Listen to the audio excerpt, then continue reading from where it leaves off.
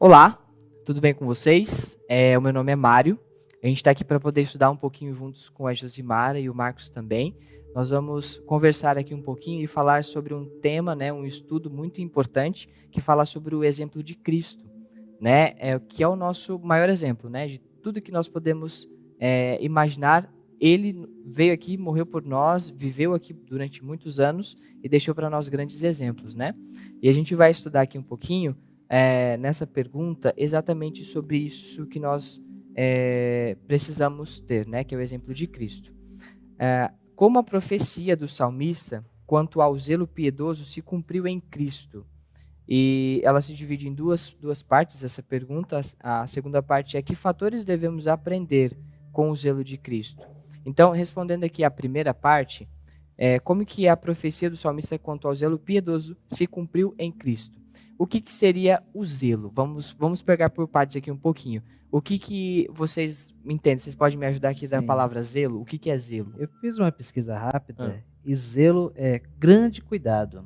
É preocupação, dedicação a alguém ou a algo. Esse seria o zelo. Legal.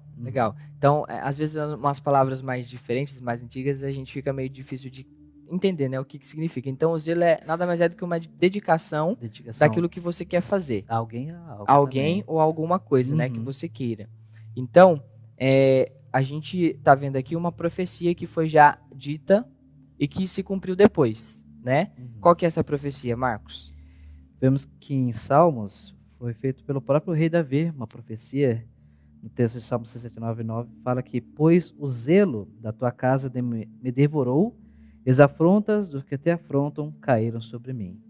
Esse texto parece ser um texto meio de quebra-cabeça, né? Que só no texto de João fala o que aconteceu na época, né? Sim, isso daí está dizendo aquela passagem que talvez você que está nos assistindo já deve ter ouvido falar, quando uma das vezes que Jesus ficou irado, né? Poucas vezes Jesus ficou irado na Bíblia e essa foi uma das vezes. Por quê? Porque Jesus ele tinha uma dedicação com o que era de Deus, né? Com o que era do seu Pai.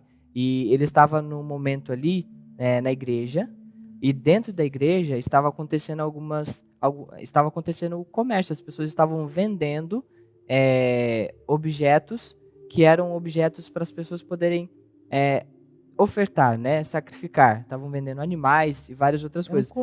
Era um comércio dentro da igreja. Era um desrespeito da santidade do templo. Exatamente. As pessoas que estavam ali não estavam sendo zelosas, né, não estavam sendo dedicadas para aquilo que era a finalidade da igreja, né? E foi isso que aconteceu. Davi já havia dito que isso aconteceria, né? E Cristo, quando esteve na igreja, ele viu aquilo e ficou irado, né? Sabe o que eu achei interessante? Que Jesus, ele não pega o chicote, ele confecciona o chicote. Ele se atém ao cenário, se posiciona como filho de Deus e começa a começa a manipular com as suas mãos.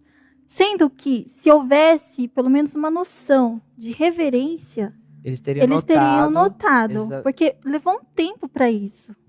Né? Olha só que interessante, isso a gente pode notar também um pouco da misericórdia de Deus, de Jesus. Ele não queria dar aquela repreensão para o povo, então ele fez dessa forma, né? Ele quis chamar a atenção das pessoas que estavam ali vendo, só que infelizmente elas não foi o suficiente para que elas pudessem prestar atenção. Talvez a gente também precise desse... nós temos essa misericórdia, essa compaixão de Deus. Talvez eu esteja querendo não ouvir o que Deus tem para mim, né? Para os meus planos, eu quero fazer o que eu me proponho lá, quero estudar, quero trabalhar e esqueço de ouvir a voz de Deus. E Deus está conversando comigo, mas eu estou ignorando isso, né? A gente pode olhar por esse lado também, né? Da reflexão. Eu anotei aqui uma parte da nota que menciona e diz assim: Cristo viveu a lei, sua pureza e beneficência, sua devoção à verdade e zelo pela glória de Deus revelam a perfeição da lei. Então, a sua dedicação para a lei de Deus, porque Jesus ele veio cumprir a lei, né? E ele demonstrou esse cumprimento da lei através desse episódio aqui na igreja, né? Ele foi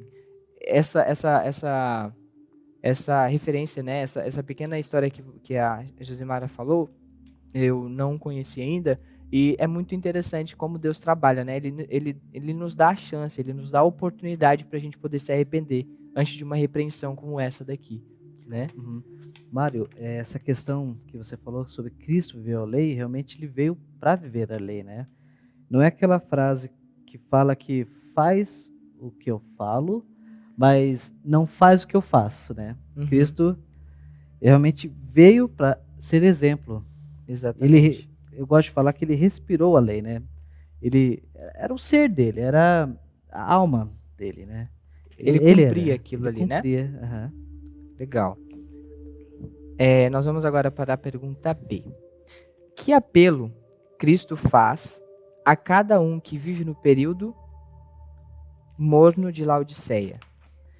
Qual Olha, que é o apelo que Deus nos faz? eu acredito que nós vivemos no tempo de Laodiceia, mas não precisamos ser Laodiceia. Isso é muito interessante. Vamos né? contextualizar um pouquinho. Por que Laodiceia? O que significa Laodiceia? É um tempo em que a gente se sente enriquecido e vive como se nada precisássemos. Uhum. Isso é Laodiceia. É estar cheio de si mesmo. Uhum. Né? Então, nós vivemos um tempo morno, um É tempo uma zona de conforto uma também, zona né? de conforto. Aham. É você estar em cima do muro sem tomar decisão. Isso significa Laodiceia. Então, a gente está vivendo no tempo de Laodiceia, mas não precisamos ser Laodiceia. Né? Nós temos que nos conscientizar deste tempo e aí devemos buscar mesmo, devemos cair aos pés de Jesus, clamar a Ele, buscar ao Senhor, para que esse tempo não venha nos destruir. Exato. Então, a repreensão de Cristo para nós é que nós... Eu vou ler o texto aqui que é mais específico e diz assim, o texto de Apocalipse 3,19. Eu repreendo e castigo a todos quanto amo. Sê, pois, zeloso ou sê, pois, dedicado e arrepende-te. Né? Então, essa é a repreensão de Cristo para nós. Que nós devemos nos arrepender e sermos dedicados naquilo que nos propomos a fazer. Se eu quero seguir a Jesus, então nos dediquemos a isso. Vamos aprender a história dele, vamos ver o que ele nos dá como conselho na Bíblia e assim nós vamos poder encontrar com ele um dia lá no céu também, né? Assim como os meus amigos aqui, o Marcos e a Josimara, e você também que está nos assistindo. Tem alguma outra nota que você quer? Creio que começar? já encerramos. É isso mesmo? Uhum. Então, obrigado pela presença de você até aqui conosco.